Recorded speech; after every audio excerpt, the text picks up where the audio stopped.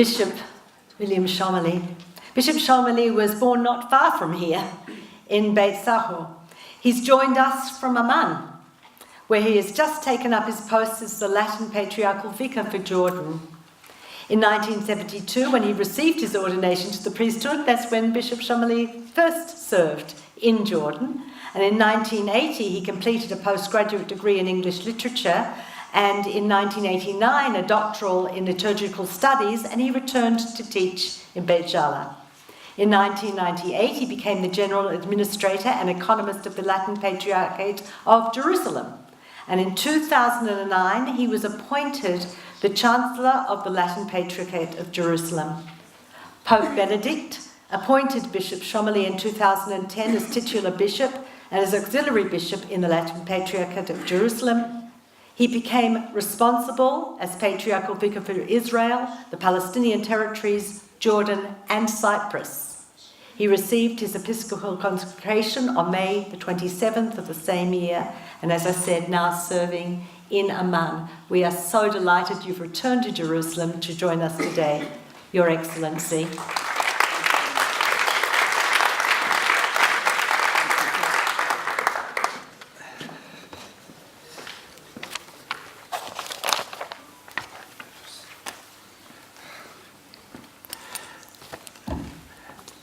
Dear Excellencies, ladies and gentlemen, and best to say dear friends, because since 3 hours we are speaking about forgiveness.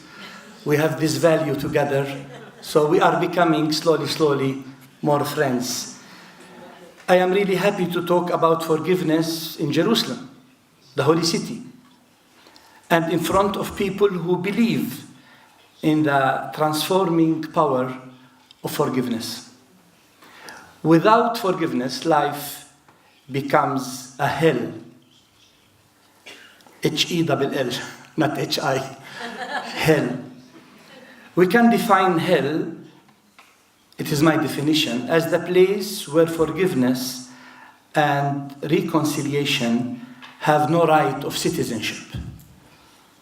I hope you agree. Let us limit ourselves to this crucial question. How can we educate people, maybe ourselves first, and especially young people, to forgiveness? How can we save them from resentment and from the desire of retaliation?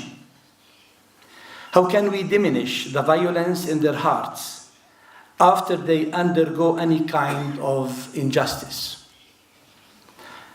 I dare offer 8 steps with complete awareness that they should be more developed. At the end, I will narrate a concrete experience I am going through. But also I have to ask forgiveness because some of the ideas I will say will be a repetition of the very good speakers who preceded me. It's normal, I didn't preview what they would say, but I will try not to repeat what is already very clear to all of us. First step, we need to educate and convince people that retaliation doesn't help, but creates more resentment in the hearts. On the contrary, it makes us enter in a vicious circle of violence, which will make us suffer more than before. A lot has been written about the negative effects of anger on the psychological and physical health. In one article that I have read 2 days ago, I found these 5 negative consequences of anger. It is not good to be angry. It hurts. The first victim of anger is myself. First negative effect. An angry puts his heart at great risk. The heart is at stake. Most physically damaging is anger's effect on our cardiac health. In the 2 hours after an angry outburst, the chance of having a heart attack doubles. It's not from me, from a physician. Second negative effect, anger increases your stroke risk. It's explained by physicists. I am not, but I believe you believe me. Third negative effect, it weakens your immune system. If you are mad all the time, you just might find yourself feeling sick more often. In one study, Harvard University scientists found that in healthy people, simply recalling an angry experience from their past caused a weakening of the levels of the antibody immunoglobulin A, which are the cells, the first line of defense against infection. You may believe or not. It is said by scientists. Fourth effect of anger. Anger problems can make your anxiety worse. Anxiety and anger go hand in hand. Fifth effect, anger is also linked to depression. There are 7 results or consequences. 6, hostility can hurt your lungs, the respiratory problems. The last one, anger can shorten your life. So if you want to live long, don't be angry. Eminence, you are often smiling. You will have a long life. This was the first step to convince people that anger doesn't pay. It doesn't produce the effect we want. On the contrary, we are victims of ourselves. Second step, to educate young people to forgiveness. We need to teach it by our example, because we cannot teach anything if we don't practice it. We cannot teach forgiveness if we do not practice it in our, I dare to say, daily life. St. Paul knew that very well. He wrote very clearly to the Philippians, keep on doing what you have learned and received and heard and seen in me. He left the verb seen at the end as a way of underlining it. Keep on doing what you have heard and seen in me. The power of example. Applying to ourselves, let us say, preaching forgiveness is nice. But it is nicer that people see us practicing what we teach through our life. You all remember the memorable visit of John Paul II to his Turkish killer in the prison. It became an icon. He went to tell his killer that he forgives him. He even asked the Italian government to release him from prison. This image of John Paul talking quietly to his killer is much stronger than many speeches and homilies about forgiveness, even stronger than what John Paul wrote about forgiveness. He was sad at the end of his life because he realized that the present day mentality seems opposed to mercy. Third reason, we have to refer to religion for ourselves, to biblical teaching and the gospel teaching. The best teaching about forgiveness comes from our religious traditions, for us from the Bible. If we forgive, we imitate the Lord's behavior. In the Psalm 103, we pray, merciful and gracious is the Lord, slow to anger and abounding in kindness. He will not always chide, nor does he keep his anger forever. An example of the goodness of the Lord is that he sends his rain to good and bad people and gives his Son, and today he gives us abundantly, and gives his Son to both. He forgives us our sins even if we repeat them 70 times, 7 times. Now, let us come to the teaching of Jesus. And here I don't want to be repetitive because Tagle spoke long about the three parables of Jesus in Luke 15 about the importance of mercy. So I don't want to go back to the three parables. But I would like to speak about another one later on. In reply to Peter's question about how many times it is necessary to forgive, Jesus answered, I don't say 7 times, but 70 times, 7 times. And you know the symbolic value of 7 or 70 in the biblical tradition. Forever, always, without limit. In Luke chapter 6, Jesus said, I say to you,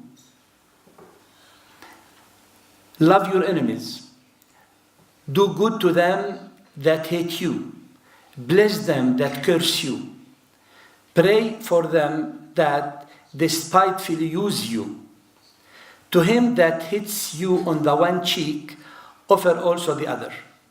And from him that takes away the cloak, withhold not your coat also. I have to confess that many Christians with whom I speak don't accept these verses. They say they are very strong. I cannot live with them. I am not a saint. But when Jesus said this, it was to everyone without exception.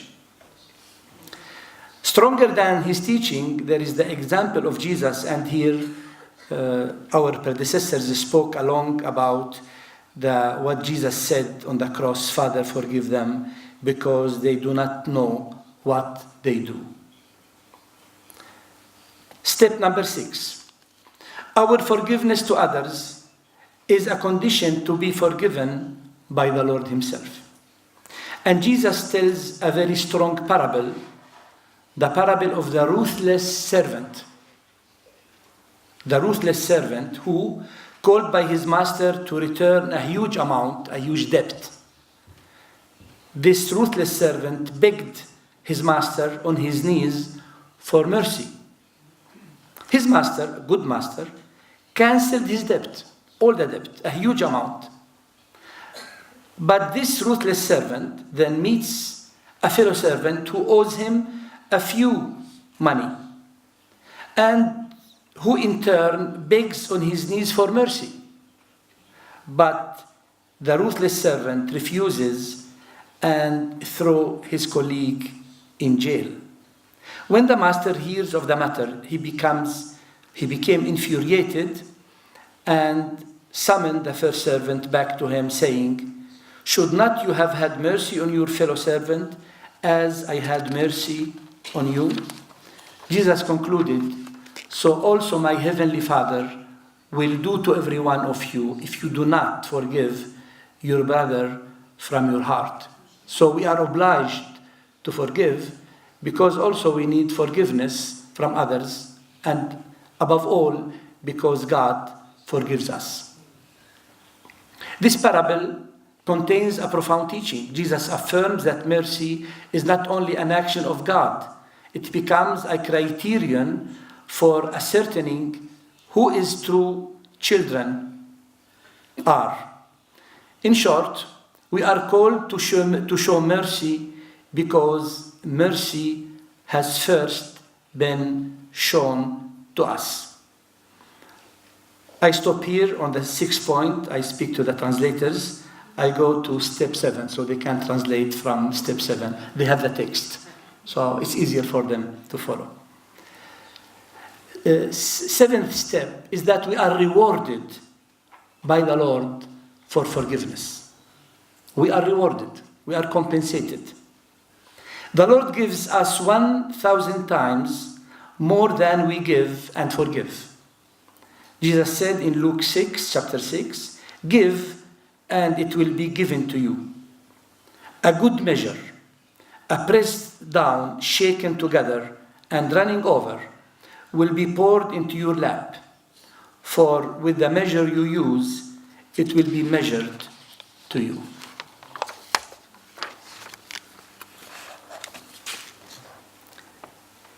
Step number 8, forgiveness doesn't prevent us from asking for justice. Almost every one of the speakers spoke about the relationship between justice and mercy. It's a dilemma. We need to tackle it. You know, Pope Francis designated a year of mercy. All the year for 365 days. Every day we heard about mercy, mercy, mercy. Many people said, let the Pope designate a year for justice. We need also the opposite side of the coin. A year for justice, not only for mercy. What to say about the compatibility or incompatibility between justice and mercy? Is there a contradiction between both? Humanly speaking, there is opposition. Either we embrace justice or we embrace mercy. But divinely speaking, there is no opposition. God is supremely just. God is supremely merciful in the same time. Justice is part of his merciful plan. Each time God punishes, it is because it is the best way to bring us to greater goodness. Thus do all saints recognize suffering as a gift from the Lord. As we grow in holiness or righteousness, we more easily recognize each suffering as an act of mercy. A suffering can become a blessing if we accept it. Each act of God in our lives gives us a fresh opportunity to come to our senses and turn more to Him. Exactly the same thing is true when a human parent disciplines his children. We discipline imperfectly, of course, and sometimes even from mixed motives. But, as with God's justice and mercy, the whole point is to treat the child in the way most likely to work for his good. In this sense, every parental act of justice is an act of mercy.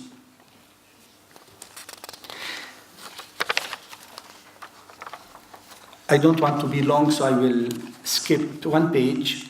And as I promised you, I would like to tell a story, an experience of forgiveness that I am living these days. This experience, I am living it in Jordan, where I am working now.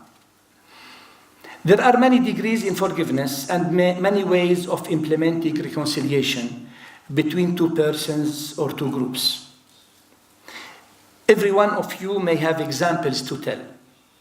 I am eager not only to tell my recent experience, but to hear yours. I start by mine. It's a recent example of a reconciliation that I am trying to promote with the help of many people. In this example, justice and law, forgiveness, money, honor, dignity, and tribalism are linked together. The situation is complex. A young Christian woman from the south of Jordan fell in love with a Christian young man from another tribe. Both tribes belong to a Bedouin village situated in the south of Jordan. The girl's father preferred to marry her to her cousin rather than to the man she loved, as may happen often among families in the south of the country. The young woman refused.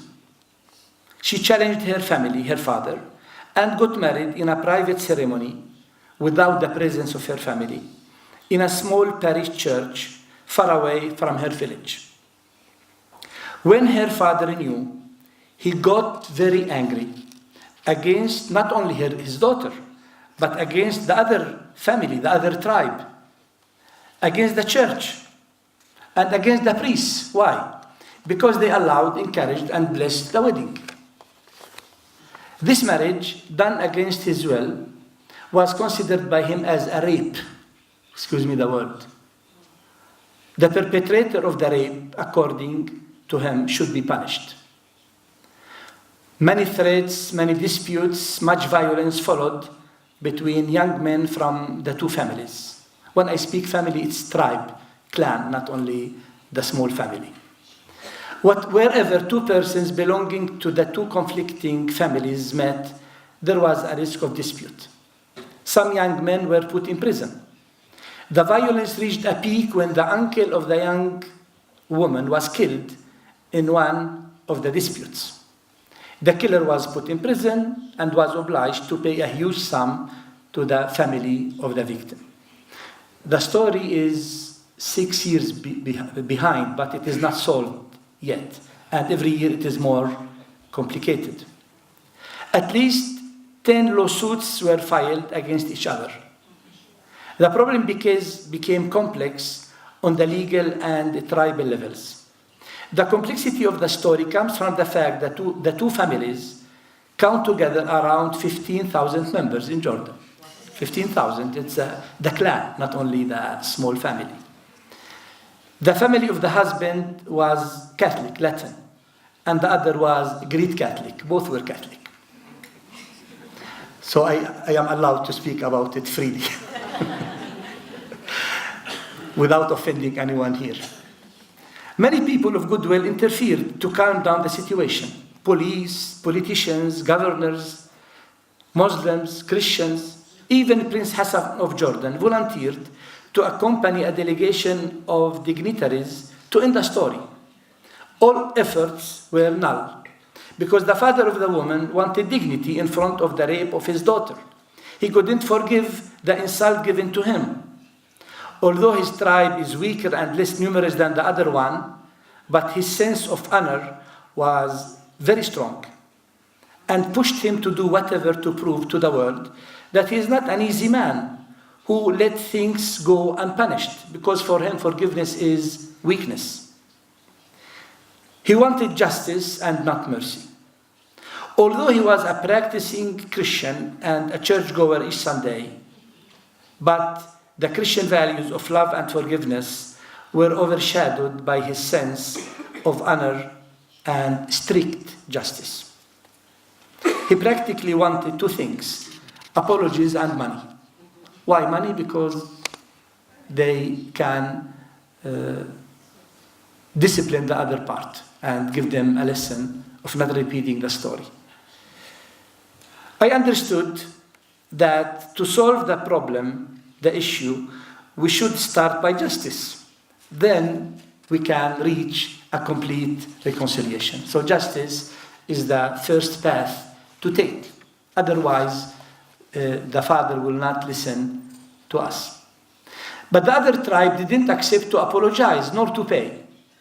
They thought that the young woman, being above 18 years old, was free to marry the man she loved, being himself above 18 and able to give her dignity and love. For them, the marriage was valid. They have done nothing to be condemned. How to reach a reconciliation based on sincere reconciliation?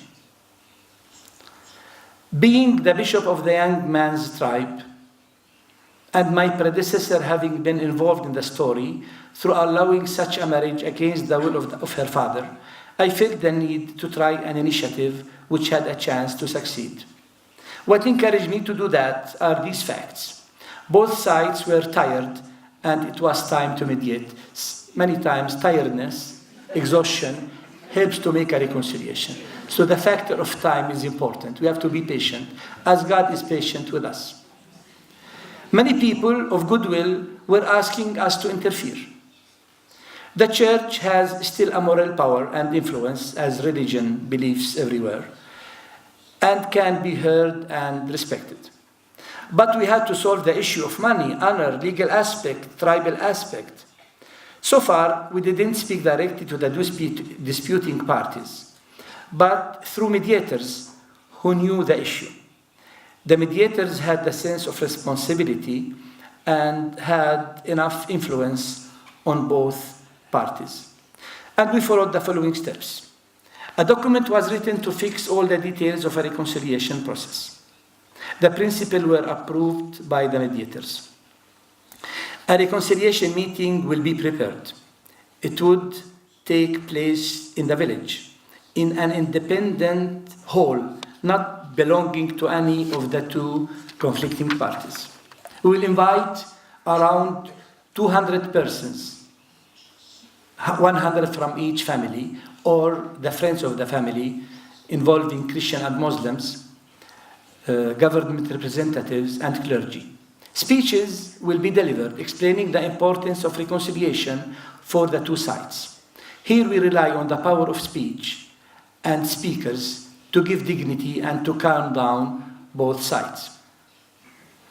The presence of many people and of important people is a guarantee, or will be a guarantee, of the seriousness of the reconciliation. We will ask that all the law cases between the two families would be dropped within 1 week of the reconciliation. They already agreed upon this principle. The young woman with her husband would visit her father's house to complete the reconciliation process. That would be maybe the most difficult step to do because it is within the same family. Anger is very strong when it takes place within the same family, between husband and wife, between daughter and father. It is very difficult than between neighbors or cousins. This would be a delicate step since it was the triggering cause of the conflict. What about the problem of money? As it is a delicate issue, it was agreed that it would be solved in a private way in order not to show that there is a winner and a loser. What about the religious and spiritual motivation for the reconciliation? In fact, in order to strengthen the reconciliation process, it is needed to give it a spiritual motivation. It should be for God's sake, who asks us to forgive and to turn a new page, as He does with us. This spiritual motivation would come at the end and will be the work of the clergy people of the two sides. So we start with the soul-share reconciliation, we start with justice, but it is the first step towards a genuine, sincere, and spiritual one. Conclusion. Through forgiveness, we try to get rid of our anger. Anger is an intense emotional attitude. It's an emotion that involves a strong, uncomfortable, and emotional response to a provocation, to a hurt, to a threat. Anger can occur when a person feels that his personal boundaries are being violated. Anger may go side by side with hatred and the need of retaliation, with all the negative impact on the human being. What to do? Reconciliation and forgiveness are the answer. How those positive reactions may happen. It is the topic of this conference, whose logo is rising above the storm clouds. What I wrote and what I said was only a modest contribution. Thank you.